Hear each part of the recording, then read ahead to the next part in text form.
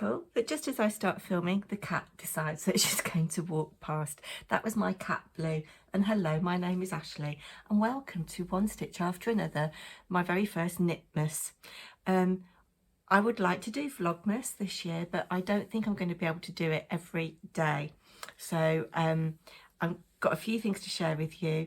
I have unboxed my Sherry Iris advent calendar and I've got the first little package here to open, but I thought I would just share with you the little welcome. So this year it is a Dickensian Yuletide and it says, "Goodness, the animals are excited to meet you. Although we can't take you into every burrow and nest, how the animals would love to take tea with you, we have tried to give you a little flavour of the spirit and excitement of the Christmas season in Foxglove Wood.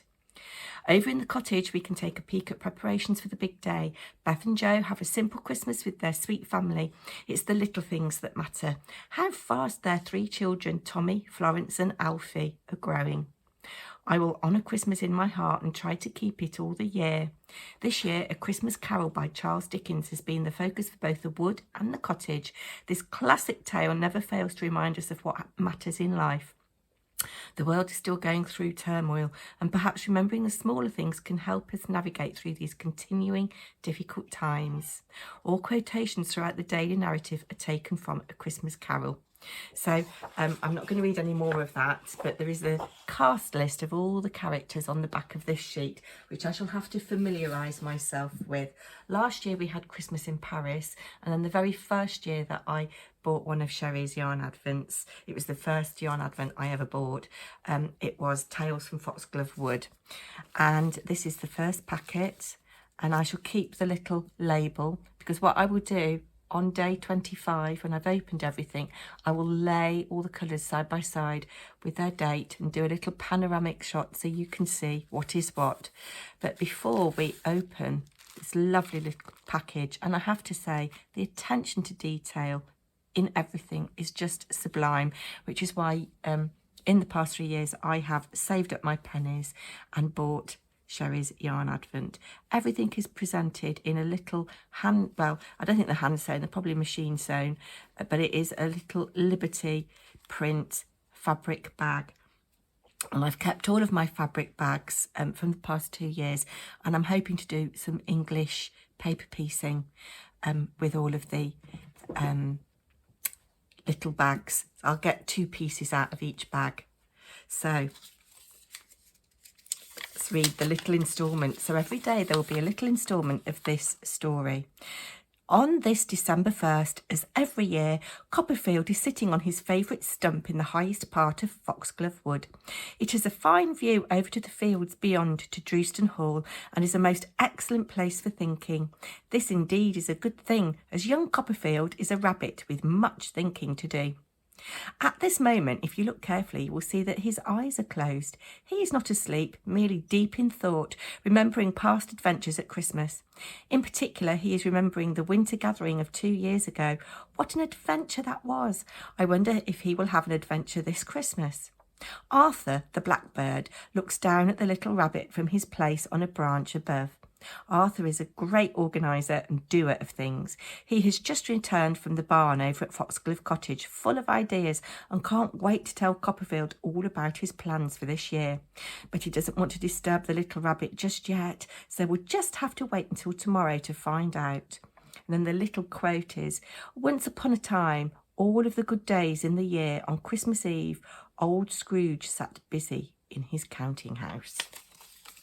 Well, let's not preamble anymore and let's have a little look at this. I can see little bits of pink shining through. Oh my word, this is beautiful. So this is on Sherry's sock base. Do you know, I have a lot of Sherry's mini skeins now and a couple of full skeins, and I haven't actually ever knitted with any of them. I just love touching them.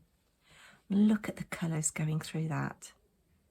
I do have plans with my first advent to do a habitation throw. I think that would be lovely with her soft muted colour palette. Oh, I'm so excited already. Now today I was looking forward to doing my Christmas knitting.